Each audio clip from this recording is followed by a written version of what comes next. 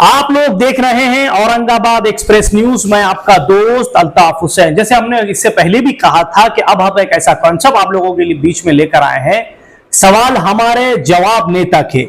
और ऐसे खास तौर से हम लोग नेता से मिलेंगे जो अपने पार्टी को फेस करते हैं, यानी कि पार्टी ने उनके ऊपर बड़ी जिम्मेदारी दी है।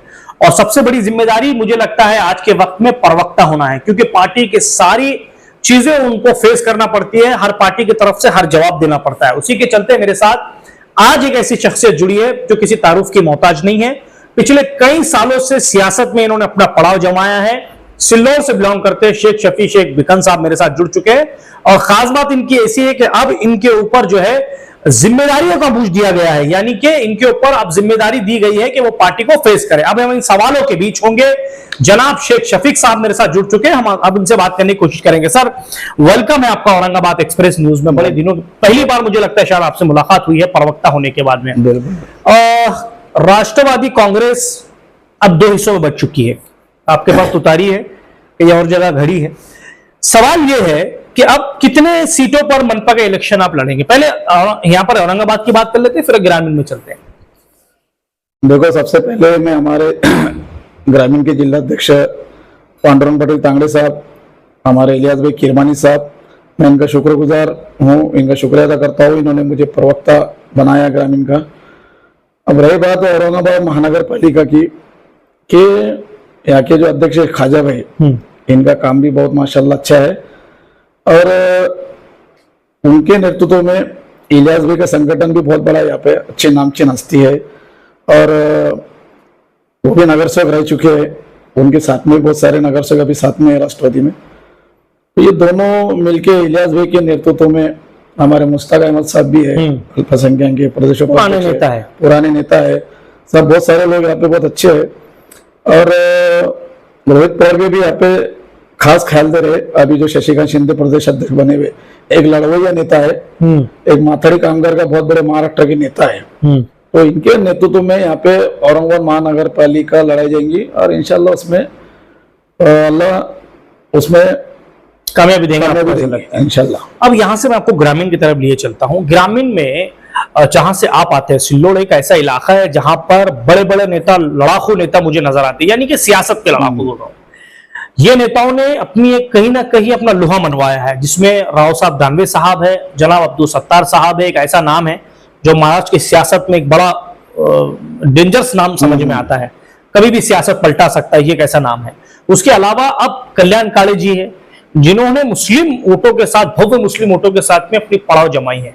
लेकिन ऐसा आपको लगता है कि उन्होंने कोई ऐसा इशू अब तक के मुसलमानों के फेवर में नहीं उठाया? ऐसा आपको लगता है कि राष्ट्रवादी की तरफ से? देखो, अब्दुल सत्तार साहब और रावसाब दानवे, इनकी दोस्ती ये पूरी महाराष्ट्र को पता था। और इनकी दोस्ती के इनके जो अंदरूनी राजकारण रहता था, जिसकी वजह से कार्यकर्ताओं को तकलीफ होगी, भाजपा के लोगों को भी नुकसान हुआ, अब्दुल सत्तार के लोगों को भी नुकसान हुआ, इनकी आपसी दोस्ती से। तो सोचे थे ये बारे में कि रावसाब दानवे को गिराना है। और एक अपना फतवा भी आया था हिंदुस्तान से, एंटी मोदी, मतलब मोदी के खिलाफ में, बीजेपी के खिलाफ आया था कि भाई किसी तरह से रोका जाए। रोका जाए। तो मुस्लिम लोगों ने महाराष्ट्र में किसी को बोलने नहीं लगा है, किसी को मौका नहीं दिया बोलने का। अपना फर्ज पूरा करे और दिन भर बड़ी से बड़ी तादाद में मतदान कराए, जिसमें कल्याण काळे भी चुन के आए, भीड़ से बजरंग बप्पा चुन के आए, नीलेश लंकिया अहमदनगर चुन के आए, भीड़ परभनी, इधर जहाँ भी जो भी आए, इस पे मुसलमानों का बहुत बड़ा रोल रहा। लेकिन कल्याण काळे साहब जब चुन के आए, चुन के आने के बाद रावसाब दानवे तो भी कम से कम जब सिल्लोड़ में आते थे तो सत्तार साहब के घर पे बहुत कम जाते थे, या उनके प्रोग्राम में बहुत कम जाते थे, या उनके लोगों को बहुत कम मिलते थे। पर ये बाबा जब से चुन के आया, जब से हमारे अन्य लोगों को कम और अब्दुल सत्तार के साहब के लोगों को ज्यादा मिलते। और उनकी दोस्ती बोले तो रावसाब दानवे में डबल दोस्ती, अब्दुल सत्तार वर्सेस कल्याण के पक्ष अलग है, उनसे ज्यादा दोस्ती इनकी बाहर ही अभी। आप समझा लोगों को। अरे ये मुसलमानों के साथ में खिलवाड़ हुआ है। ये कल्याण काळे जब से चुन के आए, इन्होंने मुसलमानों की तरफ देखना ही बंद कर दी। ऐसा आपको लगता है क्यों है? जैसे कि क्या किस मुद्दे पर उन्होंने आवाज उठाना चाहिए था, किस मुद्दे पर? बताना तुम, अल्पसंख्यक को जालना जिले जो खासदार बने आज तक उन्होंने कुछ क्या बात करे, जबकि ये उनको भी पता है कि उनको चुन के लाने में मुसलमानों का सबसे बड़ा रोल रहा। अब देखो सिल्लोड की हिस्ट्री देखो, अब्दुल सत्तार साहब को मुसलमानों ने बोल दिया साहब इतने टाइम तुम इंटरफेयर मत करो। 3 दिन से अब्दुल सत्तार साहब गांव छोड़ के चले गए थे पहले, वन साइड कल्याणकारी चला। अब्दुल सत्तार दिल पे लेते तो किसकी मजा वहां पे, तुमको तो पता है सब है कि नहीं। वो उनके लोग उनके खिलाफ नहीं जा सकते थे, उनके लोगों ने कल्याणकारी का काम करे। अब्दुल सत्तार साहब के लोग पूरे 25 नगर से जीतते होते, पूरे वन साइड कल्याणकारी चला। क्या वजह हो सकती थी कि ये मुस्लिम फतवा हो सकता था? ये मुस्लिम फतवा था कि बीजेपी को लाना नहीं है। अरे ऐसा कभी कभी ऐसा लगता है कि एक बार बीजेपी पूर्ति थी इनसे, आज जो खासदार बने ना इनसे कभी कभी बीजेपी पूर्ति थी। और अरशद दानवे को जितना ऐसा बुरा आदमी भी नहीं था ऐसा, वो लोगों के मुस्लिम के काम भी करते थे, नेता अच्छा था, लेकिन वो अब्दुल सत्तार उनकी जो गहरी दोस्ती थी जिससे कार्यकर्ताओं का चुराव हो जाता था। ये कार्यकर्ता गिराना, सत्तार के कार्यकर्ता तो गिराना है तो रावसत दानवे गेम बता देते थे, रावसत दानवे को कार्यकर्ता गिराना था तो सत्तार गेम बता। लेकिन इलेक्शन के बाद कई मरतबा चर्चे ऐसे चले, रावसत दानवे का जो है स्टेटमेंट आया पाकिस्तान को लेकर, फिर अब्दुल सत्तार ने उसके जवाब दिए कि भाई पूरा हीरा हरवा कर दिया है। आपको तो पता ही होना चाहिए क्योंकि आप वहीं से है। ये मामला तो बहुत चले उसके बाद में 25 साल तक इन्होंने बम्बई दिल्ली पार्टियां करे दोनों ने, रात में होटल में बैठते खाते पीते सब करते, जब पाकिस्तान नहीं दिखता था। और जब सियासत में दोनों आमदार खासदार के में दोनों को नुकसान होने लगा, फिर इनको हिंदुस्तान पाकिस्तान दिखा। तो रावसत दानवे सबको 25 साल से पाकिस्तान कैसा नहीं दिखा, हारने के बाद, मतलब हारने के बाद उनको पाकिस्तान दिखाए। सिल्लोड में आते थे, महीना 4 महीने में उनके अलग से दावत होती थी दोनों में। फिर पाकिस्तान का खाना क्यों खाते थे? खाते टाइम में पाकिस्तान नहीं दिखा उनको, बैठते टाइम में पाकिस्तान नहीं दिखा। आप मतलब जब हार का सामना करना, हार होगी जब मुसलमानों ने मतदान नहीं करे, जब उनको ये पाकिस्तान दिखा, जब आपको लगता है कि उसके बाद में उन्होंने स्टेटमेंट दिया है, उसके बाद उन्होंने। अच्छा एक चीज ये है सर, अभी जैसे कि अब्दुल सत्तार साहब की अगर मैं बात लूं, मुझे लगता है एक मराठवाड़े का एक ऐसा नाम है अब्दुल सत्तार, जो कहीं पर भी सियासत पलटा सकते हैं, किसी को भी जिता सकते हैं, हरा सकते हैं, क्योंकि उनका एक अपना एक नेटवर्क है, उनके एक अपने कार्यकर्ता है, उनका एक अपना मजबूत कहीं ना कहीं वो है। लेकिन सवाल ये पैदा होता है कि 2014 से इलेक्शन नहीं हुए नगर सेवकों के, अब उन्होंने कांग्रेस पार्टी छोड़ दी है, अब वो शिवसेना शिंदे गठ में इस वक्त प्रवेश है। अब जब इलेक्शन होगा तो कांग्रेस को, राष्ट्रवादी को बड़ा फटका बैठेगा, क्योंकि वो कांग्रेस में नहीं है। उनकी वजह से ये होता था कि अभी चलिए कांग्रेस की सीटें आती थी, राष्ट्रवादी की सीटें आ जाती थी। अब आप कैसा वहां पर बड़ा जमा पाएंगे, क्योंकि एक बड़ा चेहरा आपके सामने से चले गया है। नहीं, अब्दुल सत्तार देखिए एक संगठन आदमी है, पहली बात तो कहीं भी जाओ उनकी संगठन कौशल्य कम नहीं होता। हम लड़ते, हमको अल्लाह ने बहुत ताकत देवा है, वहां लड़ना इतना आसान भी नहीं है। वही बताने की कोशिश कर रहा हूं। सियासत लड़ना इतना आसान नहीं है, वो बहुत बड़ी हस्ती है। पर हमको भी उनके सामने 25 साल से संगठन में हमको आदत लग गई लड़ने। हम भी कुछ सीखे हैं, हम भी कुछ सीखे, ऐसा है। उनको कैसा चिटपट करना, उनको कैसा रात रात भर भगाना, उनकी कैसी नींद हराम करना, उनको कैसा जब तक रिजल्ट लगता नहीं, जब तक उनको यकीन नहीं आता कि मैं चुन के आया करके। अभी बीच में बोले तो उन्होंने जय श्री राम के नारे दिए थे, बोले जय श्री राम बोलने से एनर्जी आती है, ऐसा आया था वीडियो में। जब एनर्जी आती तो आमदनी के टाइम में 30 रात सोई नहीं हूँ, उनको सोनी दी हमने। जब 2000 की लीड से पीछे चल रहे थे, अल्लाह ने उनको मस्जिद में ले आके बिठा दिया। जब भी बोलना था ना कि श्री राम के नारे बहुत ये रहते, उससे एनर्जी आती, भाई रुकना था, मस्जिद में जाके बैठे रोए, अल्लाह का ने गिड़गिड़ाए, अल्लाह ने एक बार मौका दे दिया, तो ये हमको ताकत मिली। आपका ये मानना है? हमारा ये मानना है, अल्लाह ने हमको ताकत दिया कि हमने उनको 1,35,000 मतदान सुरेश बनकर को दिलाए, और 1,37,000 इतना काम करने वाला आदमी, सामूहिक शादियां रखते, मंत्री रहे आदमी, कोट्टे कोट्टे के निधि लाने वाला आदमी, पालक मंत्री रहने वाला आदमी, गांव में जा देखिए वो विकास ही विकास है, ऐसा वो बोलते, उनके नाम पे विकास है। मोदी भी एक विकास झूठा है, ये भी एक विकास झूठा है, थोड़ा अधूरे विकास है इनके। पर ऐसा उनको लगता बहुत काम करेंगे, तो भी इतना काम करने के बाद उनको 1,37,000 मतदान गिरा। अरे सुरेश बनकर को 1,35,000 मतदान गिरा। जिस सुरेश बनकर की आप बात कर रहे हैं, इलेक्शन होते वो तो बीजेपी की तरफ चले गए। लोगों को अगर जैसे कि अगर वो चुन के आते, चलिए सपोज अगर अब्दुल सत्तार साहब नहीं आते, अगर वो हार जाते या अगर सुरेश बनकर आ जाते, तो इसका क्या भरोसा होता कि वो राष्ट्रवादी में रुकते? या फिर आपके शिवसेना में रुकते हैं वो? तो अगर वो चले जाते बीजेपी में तो क्या करते आप? नहीं, दरअसल महायुति की वो जगह जो थी शिंदे गट, भाजपा और राष्ट्रवादी, इसमें से जगह इसको छोटी थी, शिंदे गट को, बराबर है। तो वह भाजपा का तो कोई रोल था नहीं, ये सब अंदरूनी फीडिंग थी सुरेश बनकर को खड़े करना, वही ऊपर से यंत्रणा थी पूरी देवेंद्र फडणवीस उन्होंने। ठीक है ना, अगर यंत्रणा थी भी तो हम इसको क्या समझे कि फिर ये मुसलमानों के साथ धोखा ही होता? हाँ, कैसा है, मुसलमानों को भी चारा नहीं था। हाँ।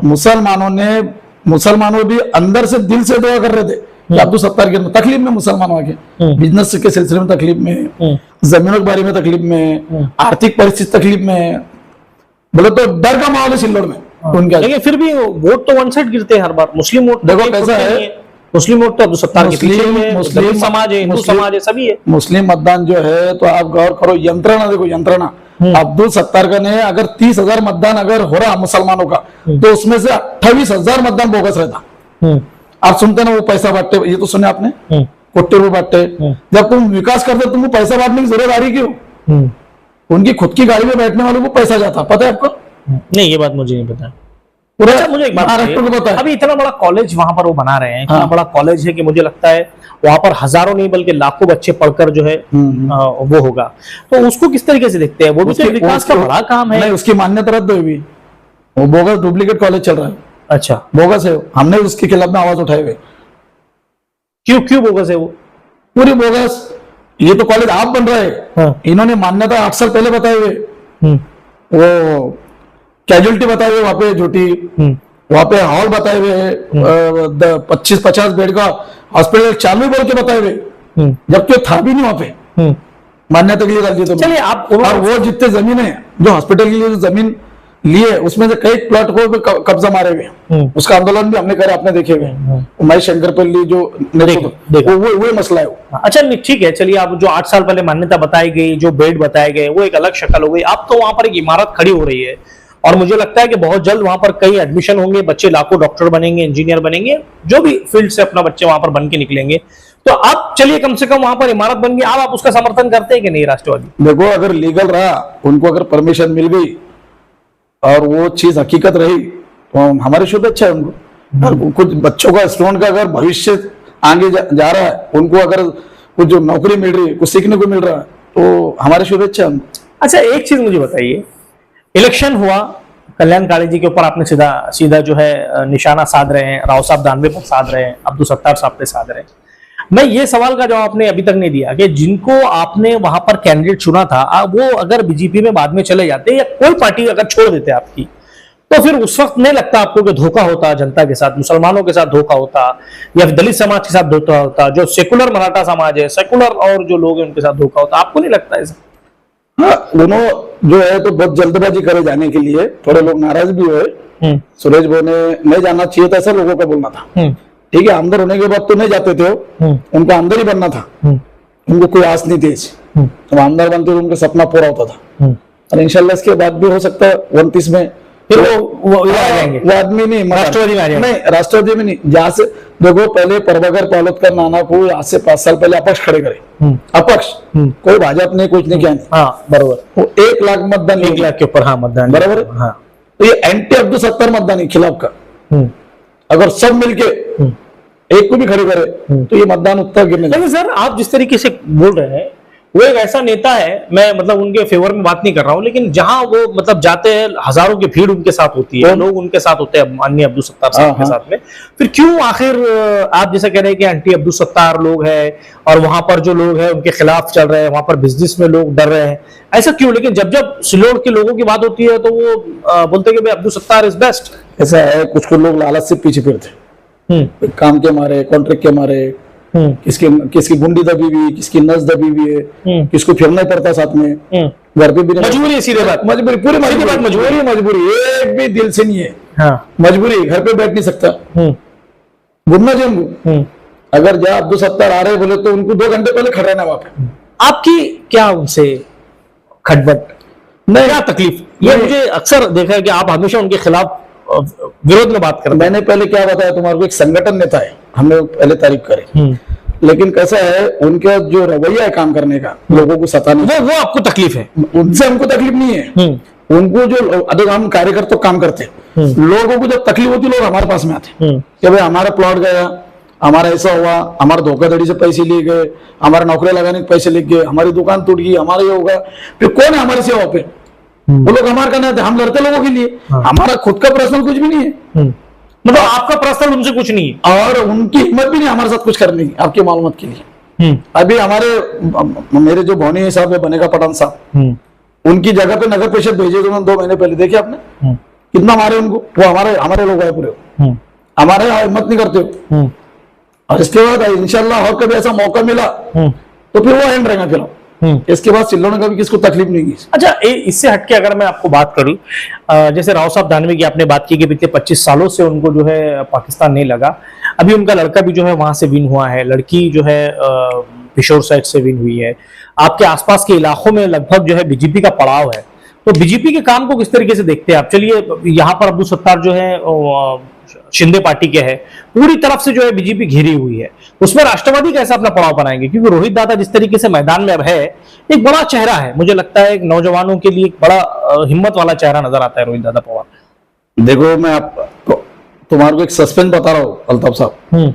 अभी सिल्लोड तालुके में आप बोलते हैं कि कैसी राष्ट्रवादी बढ़ेगी, वहाँ सम्मानीय स्वर्गीय मानिकराव दादा पालोदकर 25 साल मिनिस्टर रहे थे जब शरद पवार साहब सीएम थे, बराबर है। और उनका आज भी वहां पे वर्चस्व है पवार साहब का। पवार साहब को मानने वाला आज 30,000 मतदान है सिल्लोड तालुके में। कितना? 30,000 उनके घरों में शरद पवार साहब के फोटो लगे हुए आज भी अगर उनका बेटा, उनकी पेट की औलाद भी अगर समझो भाजपा सेना से खड़े, तो वो माँ बाप उसको मतदान नहीं करते। अगर मैं खड़ा राष्ट्रवादी से, मुस्लिम करेंगे, वो मेरे को करेंगे हिंदू समाज में से, लेकिन उनकी बेटे को मतदान नहीं करेंगे। ऐसे कट्टर शरद पवार साहब के। अब रह बात नेतृत्व की, अभी तुमको जिला परिषद में आने वाले जिला परिषद में तुतारी कैसी बस्ती सिल्लोड तालुके में, हम गेम चेंजर लोग रहेंगे अब। अच्छा, मतलब इस तरीके का प्लान गेम चेंजर। एक तो हमारे वैसे आने वाला गिरेगा ना, तो गिरने वाला आएगा ना, तो हम खुद आएंगे। मतलब ये किस तरीके का प्लान बनाया है? प्लान आप जिसका उसका आंकड़ा, जैसे अब्दुल सत्तार उनके आंकड़े लगा रहे, भाजपा वाले उनके आंकड़े लगा रहे, हमने हमारा आंकड़ा लगाया है। वे आप कितने सीटें लाएंगे लगभग? जो है 10 जिला परिषद है, 10 में से 2-4 जो काबिलियत वाले मिलने वाले हमारे को। चेहरा काबिलियत वाले, हाँ, लेकिन लड़ाने वाले पूरे सीटें लड़ाएंगे। अभी हमने शशिकांत शिंदे साहब को बॉम्बे में मुलाकात की, उनसे कहा कि आइकॉन अपने का लीडर है नीलेश लंके, पूरे महाराष्ट्र में चाहते उनकी, उनको हमारी तरफ एक बार भेजो 1 महीना। उसके बाद में रोहित दादा पवार है, उनको हमारा 1 महीना दौरा कराओ, 1 महीने के बाद 1 दिन, वो अगले महीने, अभी 2-4 महीने इलेक्शन है, फिर अगले महीने रोहित पवार है, आरव पटेल साहब के लड़के, वो भी आइकॉन है, यूथ आइकॉन है, बराबर है। ऐसे बहुत सारे हमारे का अभी है, चेहरे हैं। मतलब अमल दादा खोले है, शिवाजी महाराज की उनका भी बहुत ज्यादा फॉलोअर्स है, चाहते ग्रामीण में। अभी तुम शुरुआत देखो, अभी मतलब बहुत तैयारी है आपकी। इनके नक्शे सेंड करवा दूंगा मैं आपके माध्यम से, बोल रहा हूँ इनके नक्शे, थोड़ा रुको बस। मतलब आपकी तैयारी पूरी है। मुझे लगता है ये छोड़ के चले गए, ऐसा होगा, इनका कुछ राष्ट्रवादी में रहा नहीं। मेरा जो तालुका अध्यक्ष है हमारा सिल्लोड के, राहुल ताटे बोल के, संगठित नेता है और ग्राउंड लेवल का नेता है, और उसकी लेकिन सर जितने भी नेता वहां से फुटते हैं, मेन तो एक ही नाम आता है, अब्दुल सत्तार। वहीं से जैसे आपने शुरुआत में किया कि हम उनसे संगठना सीखे हैं, तो वो तो एक बात फिर कहावत आएंगी ना कि उस्ताद तो उस्ताद ही होता है। देखो, हमारा नसीब बहुत अच्छा है कि हमको ऐसे लीडर मिला। फिर आप तारीफ कर रहे हैं विरोधक वालों, कितनी अच्छी बात है। हम विरोधक वालों को इतना अच्छा लीडर मिला ना, तो हमको इतना सीखने को कहा मिलता था, लड़ने को कहा मिलता था। हमने लड़ाई सीखे उनसे और लड़ रहे भी उनसे। खास बात ऐसी है कि सीखना भी उनसे, लड़ना भी उनसे। और अब्दुल सत्तार के खिलाफ लड़ना कोई अरे गहरे को डिस्ट्रिक्ट वालों का खेल नहीं है, आप भी देखते। आप क्या, मेरे समझ में नहीं आ रहा, आप उनकी तारीफ कर रहे हैं, उनके खिलाफ बात कर रहे हैं, मेरे ये अभी तक समझ में नहीं आया कि आप क्या चाहते हैं। आप उनकी तारीफ भी करते हैं, आप कहते हैं कि उनसे बड़ा नेता नहीं है, आप कहते हैं कि संगठन उनके नेता बड़ा नहीं बता रहा, नेता बड़ा आप ये कहते हैं कि उनसे उनको हराना भी कोई बड़ी बात नहीं है, मतलब बहुत बड़ी बात है। नेता किसके लिए बता रहा हूँ मैं, आने वाली पीढ़ी ने उनसे भी संगठन सीखना। मैं संगठन की बात कर रहा, हाँ वही उनके काम से हम आज भी नाराज है। संगठन, लोगों को कैसे लेके चलना, कार्यकर्ताओं को कैसे लेके चलना, ये चीज उनसे भी सीखना चाहिए। सिर्फ अच्छे काम जो है वो सीखना चाहिए। सिर्फ किसके नाड़ा दबाना, गुंडे गुताना, ये नहीं उनसे सीखना चाहिए। किसके प्लॉट हड़प करना, किसके बेवा का प्लॉट हड़प करना, यतीम बच्चों का हड़प करना, सिर्फ इतना नहीं सीखना चाहिए उनसे। अच्छा, मुझे एक बात बताइए, आपका सीधा मानना ये है कि कल्याण जी काड़े की जीत के साथ में अब्दुल सत्तार साहब का बड़ा हाथ है, ये आप मानते हैं कि नहीं मानते? नहीं, वो सब अपने महाराष्ट्र में अल्पसंख्यक मुसलमानों की बस काबिलियत रही हुई है और उनका एहसान रहा है कांग्रेस राष्ट्रवादी पे जितने सीटा चुन के है। वो टाइम में 70 सीट के जैसे कभी 72-74 भी हारे मैदान में, क्या तुम कांग्रेस को राष्ट्रीय मतदान मत करो, तो इनकी कोई नहीं सुनता था। मतलब ये है कि मेन फतवा आपको ये लगता ये है? फतवे के बाद ही हाँ, लेकिन उन्होंने मुसलमानों को बहुत इजीली ले जितने चुन के आए थे। आपको इसे क्यों लगता है? लेकिन क्यों आखिर कौन से मुसलमानों का मेला कहा कल्याण काल में कौन से मुसलमानों को गाठी बेटी करे, किसको ऐसा न्याय दिलाने की बात करे, किसको ऐसा कुछ लीडर बनाने की बात करे?